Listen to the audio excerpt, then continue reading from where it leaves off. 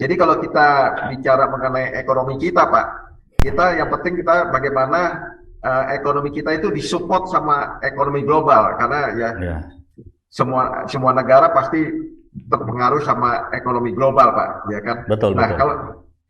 kalau di global ini memang kita ada suatu masalah resesi ekonomi ya, seperti perang Rusia Ukraina yang menyebabkan perang itu memberikan suatu dampak supply chain, Pak, ya, gangguan disrupsi terhadap supply chain mengakibatkan komoditi up ya, komoditi naik. Tapi komoditi naik pun kita juga bisa mendapatkan suatu profit dari komoditi naik. Makanya seperti perusahaan batu bara, kita lihat dari laporan keuangan Adaro itu net profitnya jadi 38 triliun, kemudian PTBA juga sekitar 18 triliun. Nah, kemudian memang gangguan disrupsi ini bisa menyebabkan suatu inflasi karena cost push inflation ya, inflation dari sisi penawaran. Kemudian yang kedua, masalah yang kedua adalah suatu masalah yang terjadi di tiga negara utama ya, tiga negara utama seperti Amerika Serikat, kemudian Uni Eropa dan China, karena tiga negara utama ini menguasai lebih dari 60% GDP di dunia, Pak. Jadi sangat berpengaruh sekali, di mana Amerika Serikat juga mengalami suatu inflasi ya. Inflasinya sudah turun menjadi 7%, sebelumnya di atas 9%, kemudian Uni Eropa di atas 10%, ya kan? Itu inflasi yang high inflation, ya kan? Tadi pagi saya baru baca dari CNBC ada suatu survei dari CEO survei itu, ancaman 2023 itu salah satunya adalah high inflation, Pak. High inflation dan geopolitik tension, ya kan? Kemudian di tahun 2000 kita flashback ke tahun 2022, ya kan, kita juga mengalami suatu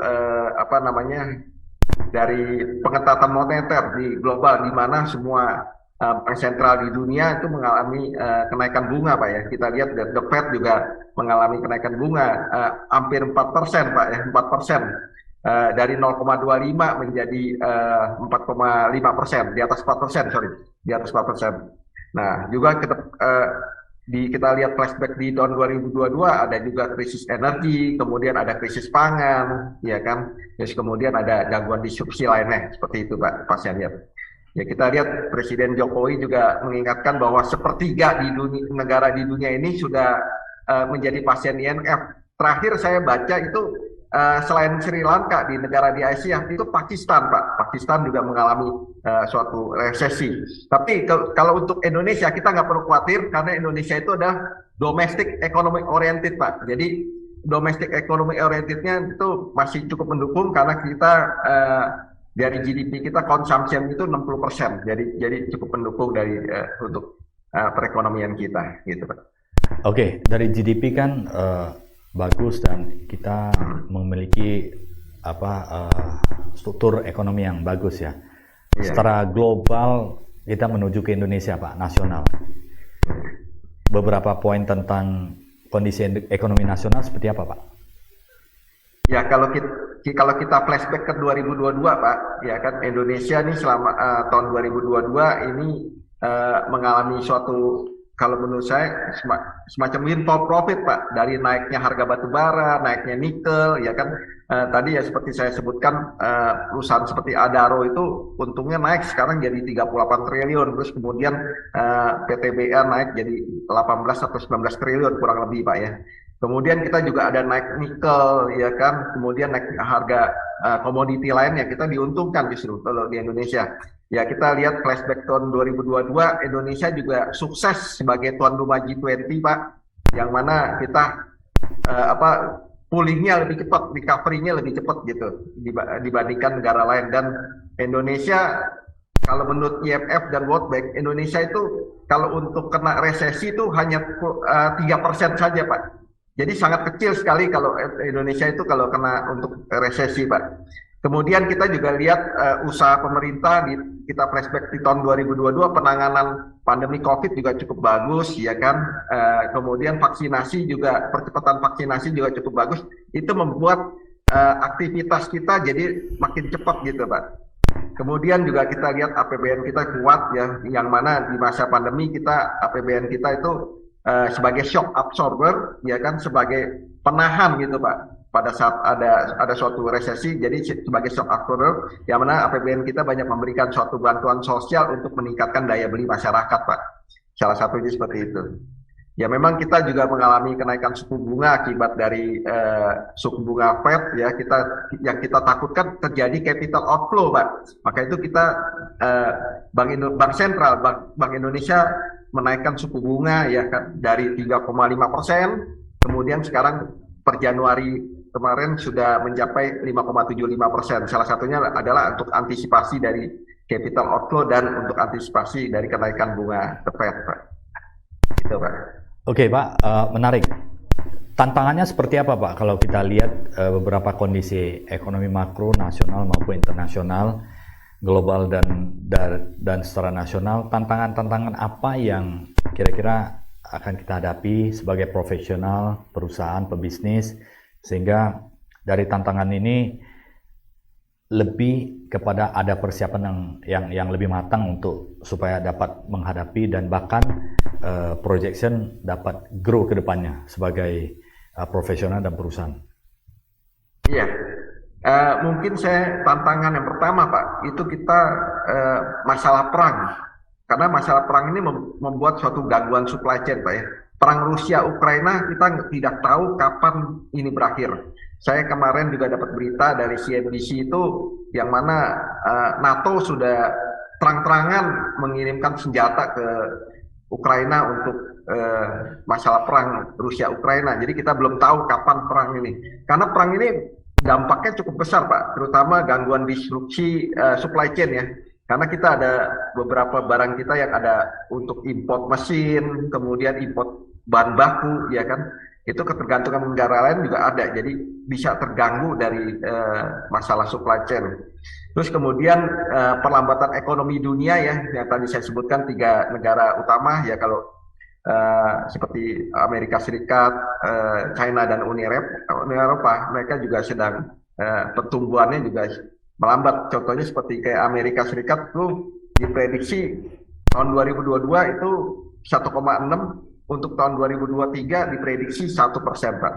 Kemudian Uni Eropa itu 3%, kemudian tahun 2023 diprediksi 0,5%. Dunia pun juga tahun 2022 diprediksi 3,2%, kemudian tahun 2023 diproyeksikan 2,7%. Jadi mengalami penurunan.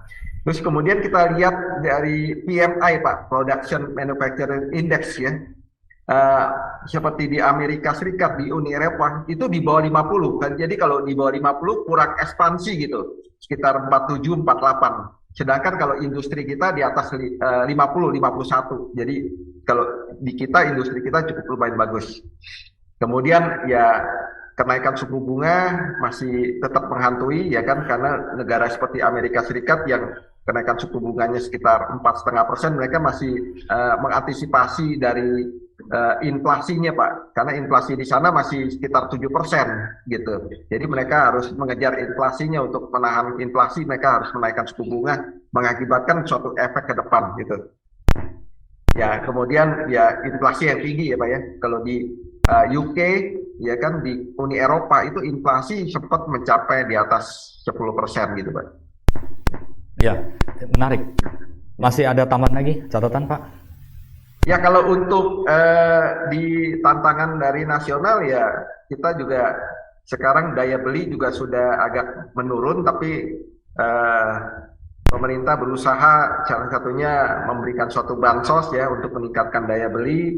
Kemudian ke depan kalau untuk Indonesia ya kan, mungkin di semester kedua atau di kuartal ketiga atau kuartal keempat mungkin ada pengaruh dari faktor politik, Pak, karena ke tahun 2024 kita akan menuju ke pemilu, Pak ya. Tapi kita sih, kalau menurut saya kita nggak perlu khawatir, karena selama ini kita pemilu selalu aman-aman saja, Pak, gitu. Kemungkinan juga bukan jadi suatu tantangan, tapi bisa jadi peluang, jadi meningkatkan spending, consumption gitu, Pak. Gitu, Pak. Ada aktivitas ekonomi dan bisnis seiring dengan selebrasi demokrasi di Indonesia.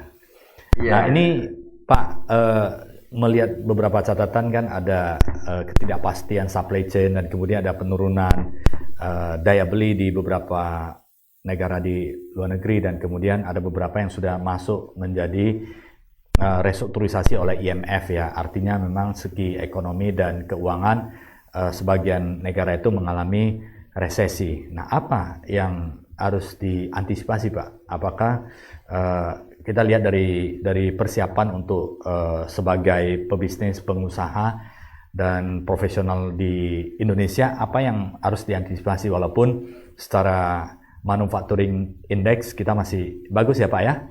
Business index kita masih bagus, tapi bagaimana persiapan supaya apakah ada ngaruh nggak pelambatan ekonomi dunia terhadap pertumbuhan ekonomi dan bisnis di Indonesia, Pak? Iya, jadi kita perlu namanya hope for the better but prepare for the worst, Pak. Kita mengharapkan sesuatu yang terbagus lah ke depan, ya kan? Tapi kita harus punya suatu preparation untuk for the worst, Pak. Ya istilahnya kalau yang gampangnya itu, yang mudahnya sedia payung sebelum hujan, Pak. Jadi kalau kita lihat, saya pernah lihat di nonton di sepak bola, Pak. Orang Jepang itu selalu siapin payung sebelum hujan, Pak. Jadi pada saat di panas dia selalu menyiapkan payung, ya kan. Pada saat hujan dia bisa mempunyai payung untuk menangani hujan gitu. Sedangkan kalau kita nggak punya payungnya, kita akan kehujanan, kita akan jadi sakit juga. Itu costnya lebih mahal. Nah, salah satu antisipasinya yang perlu kita hati-hati, Pak. Yang pertama adalah kenaikan suku bunga. Bagaimana kenaikan suku bunga ini mengakibatkan kita bisa mengerem kredit kita, Pak. Jadi untuk ekspansi yang investasi yang cukup besar, mungkin kita bisa hold dulu ya Pak ya. Karena kenaikan suku bunga cukup lumayan ya, dari sekitar 3,5% BI 7-day repo menjadi 5,75 per Januari 2023 ya kan. Kemudian gangguan supply chain ya, karena faktor perang dari Rusia Ukraina itu terjadi suatu gangguan supply chain yang mana bisa terjadi gangguan logistik mengenai bahan baku atau barang modal ya kan. Nah, itu kita perlu mengantisipasi. Dan ke depan itu Pak, dari supply dari bahan baku pangan di dunia itu kurang lebih, kalau saya dapat berita, kurang lebih 65 hari Pak. Harusnya bisa mencapai 80 hari. Nah, itu yang kita takutkan terjadi suatu krisis pangan gitu, dan krisis energi yang ke depan. Ya, itu kita perlu antisipasi gitu. Ya, mungkin di negara kita ini perlu ada namanya suatu swasembada pangan yang untuk kita lakukan supaya kita bisa suatu antisipasi terhadap krisis pangan. Tapi pemerintah sudah menyiapkan satu namanya food estate ya, di mana-mana di setiap provinsi. Jadi kita sudah antisipasi untuk apabila terjadi krisis pangan, dan kita juga sudah antisipasi mengenai energi ya, terutama pemerintah juga sudah membatasi untuk ekspor batu bara ya, yang mana harus ditaruh domestik itu sebesar 20%. Jadi kita bisa menangani suatu krisis energi ya. Nggak seperti Pakistan kemarin saya dapat beritanya mengalami blackout Pak, listriknya semuanya mati Pak. Ya itu juga agak bahaya jadi untuk bisnis ke depan gitu Pak.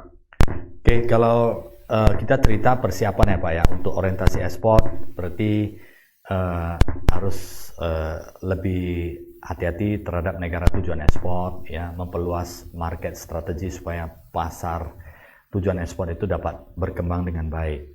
Nah, beberapa industri mungkin ada dampaknya ya Pak ya, seperti glove ya, sarung tangan, dan kemudian berkaitan dengan alat-alat kesehatan pasti ada penurunan karena situasi pandemik sudah mulai membaik. Nah, kalau kita cerita dari sektoral Pak, sektoral bisnis di Indonesia, secara gambaran umum Pak, sektor-sektor apa yang bagus untuk 2023 ini Pak? Misalnya energi, ada properti, construction, banking, chemical, kemudian food and beverage, logistics services, dan macam-macam Pak. Bisa ada gambaran umumnya Pak, Lukman? Ya, kalau kita lihat ya potensial sektor Pak ya. Ini saya dapat data dari salah satu perbankan ya. Masih yang sektor makanan minuman itu masih yang utama, karena sektor makanan minuman itu masih sekitar 42% dari GDP kita Pak. Ya, kemudian untuk sektor transportasi dan komunikasi itu sekitar 10% Pak.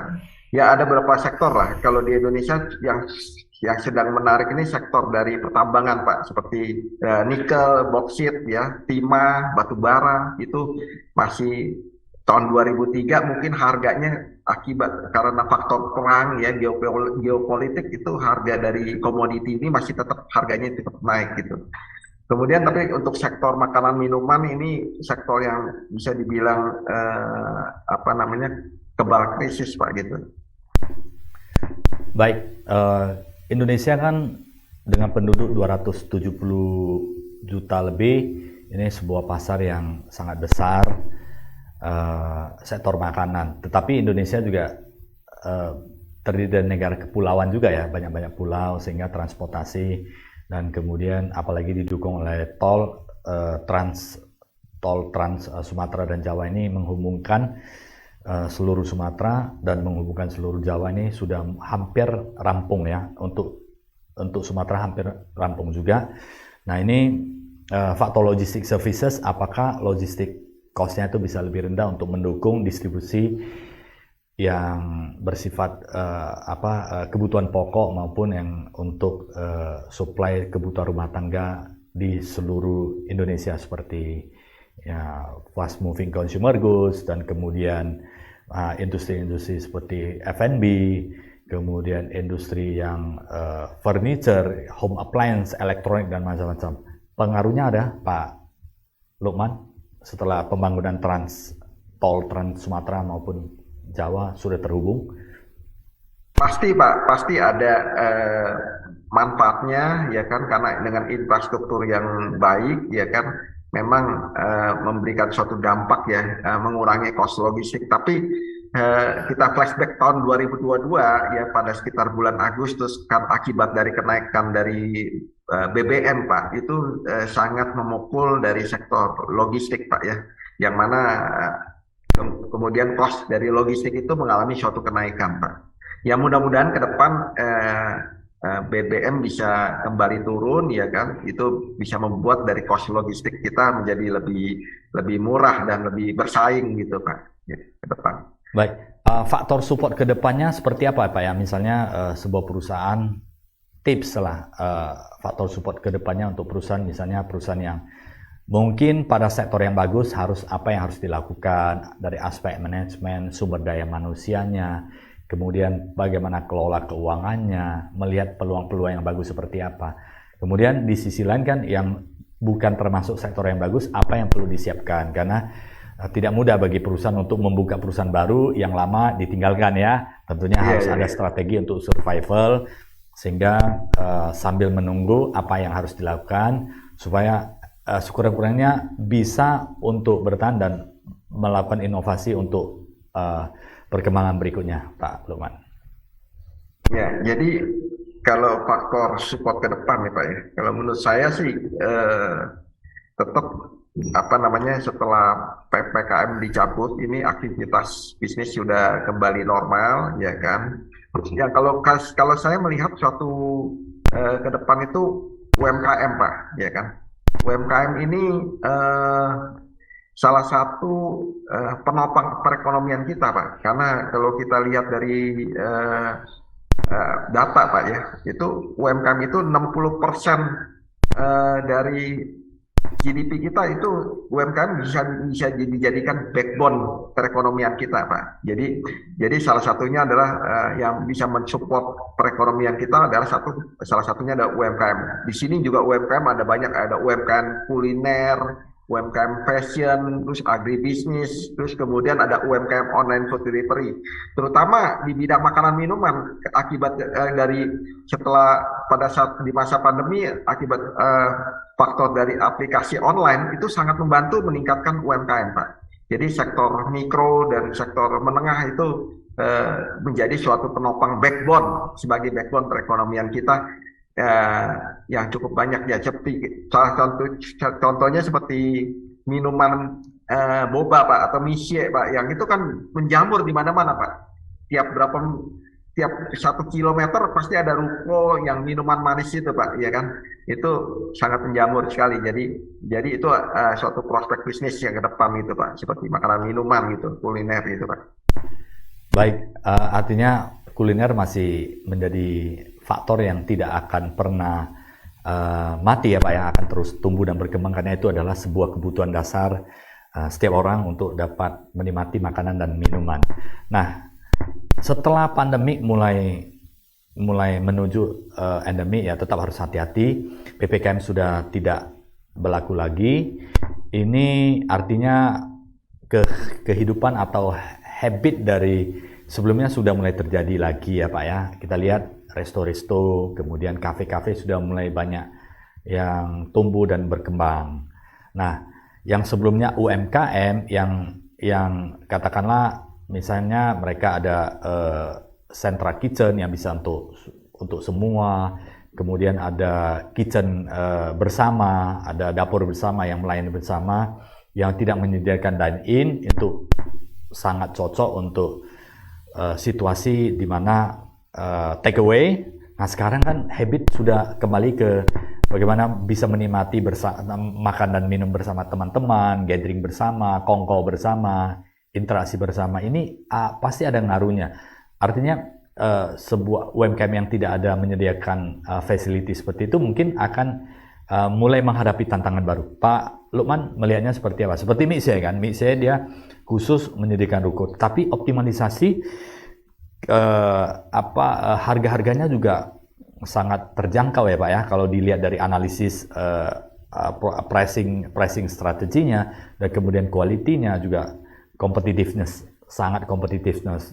Apakah ini menjadi sebuah pola baru di mana deliver of service quality harus bagus, tetapi quality price harus efisiensi dan optimal juga, Pak Lukman.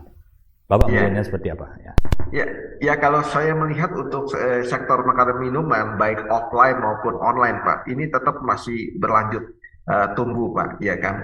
Yang online juga terus terang di mana sudah PPKM sudah dibuka, ya kan? Tapi yang online tetap masih jalan, Pak, gitu.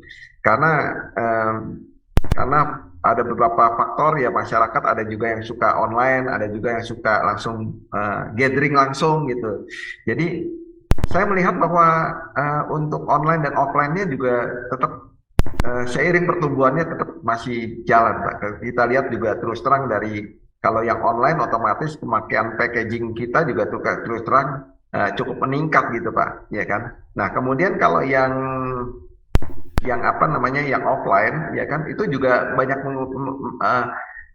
menggunakan packaging juga karena lebih praktis dan lebih ekonomis gitu, Pak. Lebih praktis gitu, Pak, gitu. Industri makanan dan minuman UMKM itu ada kaitannya dengan industri packaging juga ya Pak ya? Iya, ada relatifnya, Pak. Ya, relatifnya ada gitu. Sejauh mana perkembangan industri untuk packaging, Pak, di 2023 ini? Ya, kalau untuk 2023 ya kan perkembangannya bisa, menurut saya sih bisa tumbuh di atas 2 digit ya, di atas 10%, Pak, ya kan. Karena kita lihat dari segmen makanan minuman itu kalau berdasarkan GDP itu sekitar 42% sampai 45%. Jadi dari GDP total kita itu lebih besar di makanan minuman, Pak, gitu. Yang mana kita juga di Indonesia punya suatu keuntungan dari bonus demografi kita, Pak, dengan sekitar 280 juta penduduk, ya kan, itu bisa meningkatkan suatu perekonomian gitu, Pak. Jadi ekonomi kita ini benar-benar domestic ekonomi oriented. Jadi kita nggak terlalu khawatir terhadap pengaruh dari global. Jadi pengaruh globalnya mungkin efeknya sangat sedikit sekali. Jadi pengaruh dari domestiknya itu sangat besar, Pak. Jadi karena domestic consumption juga sangat besar ya Pak ya? Iya, domestic consumption ya sekitar 60% lebih, Pak, itu kalau dari GDP gitu, Pak. Oke. Nah, ini dari potensi ekonomi domestik bagus, Pak, menurut gambaran atau analisis Pak Lukman. Dari sisi menjalankannya, Pak, apa yang perlu dipersiapkan sehingga bisa mendapatkan hasil yang optimal untuk bisnis dan peluang bisnis di 2023 itu? Apa yang harus disiapkan, Pak? Misalnya, apakah ada strategi khusus untuk menghadapi dan menyambut 2023 ini, Pak? Ya. Di 2023 ya kita perlu ada suatu preparation Pak ya, terutama yang tadi saya sudah mention ya, apabila ada bahan bakunya impor itu kemungkinan ada gangguan seperti supply chain ya karena perang masih berlanjut ya, geopolitik tension, apakah geopolitik tensionnya ini akan meluas atau tidak kita juga belum tahu Pak. Dan kapan perang ini berakhir juga kita belum tahu. Jadi kita perlu namanya suatu antisipasi, kita punya suatu manajemen risiko yang baik ya kan, yang mana kita bisa antisipasi kebutuhan pangan kita ya kan. Karena kebutuhan pangan di dunia itu menurut data itu sekitar 60 hari aja Pak. Jadi kita perlu antisipasi ke depannya untuk harusnya yang normal itu bisa 90 hari untuk kebutuhan pangan kita. Tapi kita juga sudah antisipasi ya. Pemerintah juga antisipasi kebutuhan untuk pangan kita, mendirikan food estate. Terus yang kedua itu mengenai antisipasi terhadap kenaikan suku bunga Pak. Ya kan, otomatis kenaikan suku bunga dari BI 7D ke 4,5% itu akan menimbulkan dampak ke suku bunga perbankan Pak. Bunga bank otomatis bunga lending ya, interest banknya otomatis naik Pak ya kan. Kalau sekarang di perbankan mungkin di atas 9% kurang lebih Pak ya. Nah itu akibat dari suku bunga naik, otomatis pemakaian kredit pun akan menurun gitu Pak. Nah pemakaian menurun, kredit menurun juga kemungkinan beberapa perusahaan besar juga akan menahan suatu investasi gitu Pak. Ya kan? Tapi kita berharap bahwa investasi yang kita bisa dapat mungkin dari investasi dari luar, karena kesempatan di Indonesia masih peluangnya cukup besar. Jadi mungkin negara-negara lain akan berinvestasi ke negara kita Pak. Gitu. Ya, masih peluang ekonomi di nasional masih sangat bagus ya Pak ya? Iya, sangat bagus Pak. Pariwisata bagaimana Pak, Bapak melihat? Ya kalau pariwisata ya sejak mungkin yang untuk pariwisata lokal ya Pak, sejak PPKM itu dibuka ya otomatis sudah mulai ramai Pak. Apalagi kita flashback ke belakang untuk 2022 kita sebagai negara yang sukses sebagai tuan rumah G20, otomatis seperti Pulau Bali itu jadi suatu prioritas utama turis untuk wisata Pak gitu ya kan, karena sekarang tuan rumah G20 yang di Bali itu Bali akan lebih dikenal ya, memang sebelumnya sudah dikenal, sekarang akan dikenal lebih terkenal lagi Pak, mungkin lebih terkenal dibandingkan Venice di Itali, mungkin lebih dikenal dibandingkan Swiss gitu ya kan, lebih dikenal dibandingkan Jepang. Jadi Bali itu salah satu favorit destinasi wisata mungkin dari turis-turis dari mancanegara gitu Pak. Juga kemudian kalau pariwisata di dalam negeri juga cukup banyak Pak ya. Kita juga punya seperti di Sumatera Utara, Danau Toba juga tempat yang paling indah gitu Pak ya. Terus di Pulau Jawa, Candi Borobudur, Candi Prambanan ya kan, itu tempat yang indah juga gitu Pak. Indonesia dengan kekayaan alam dan pulau-pulau dengan keindahannya itu menjadi daya tarik tersendiri ya, di samping kesuburannya dan kemudian sumber daya manusianya juga jumlah populasi yang banyak, sehingga domestik ini akan berpengaruh sangat kuat terhadap ekonomi nasional. Nah Pak, ini secara garis besar Bapak sudah sampaikan situasi global, nasional, kemudian antisipasi persiapan-persiapan dan industri-industri apa yang bagus ya. Dan ini pertanyaan yang terakhir Pak untuk sahabat Tribuners. Kira-kira tips Pak yang bisa diberikan supaya nanti semakin sukses untuk sahabat Tribuners di seluruh Indonesia.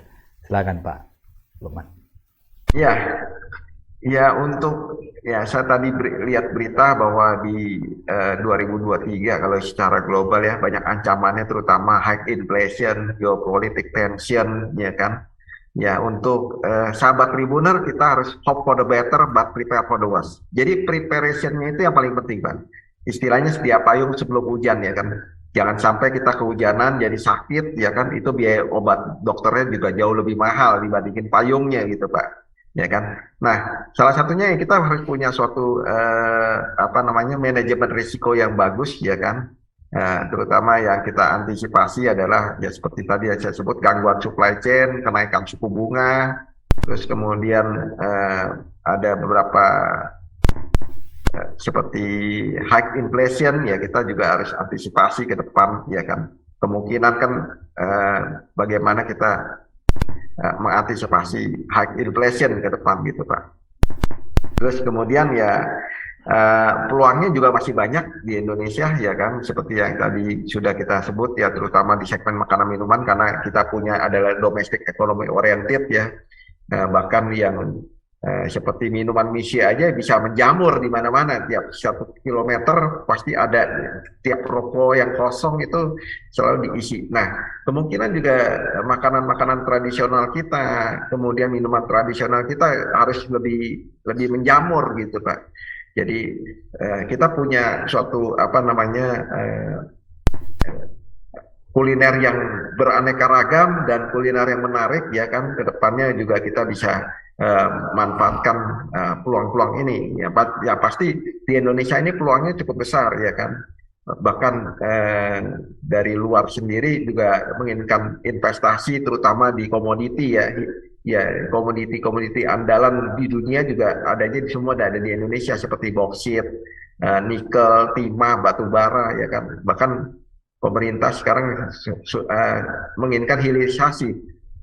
Kemarin saya baca dari Presiden Jokowi yang mengatakan bahwa sejak kita melakukan hilirisasi timah, tadinya kita mengekspor bahan baku itu hanya sebesar 18 triliun. Tapi sejak hilirisasi itu bisa mencapai 400 triliun, Pak. Itu sangat fantastik sekali, naiknya berpuluh-puluh kali lipat. Jadi kita mendapatkan suatu keuntungan yang berpuluh-puluh kali lipat dibandingkan sebelum hilirisasi. Ke depan hilirisasi juga salah satu peluang ya untuk investor-investor besar ya. Ya, kita harus punya suatu optimis Pak, ke depan tetap semangat dan never give up gitu bagi saya. Baik, terima kasih Pak Luman Hakim untuk sharing kepada sahabat Tribuners.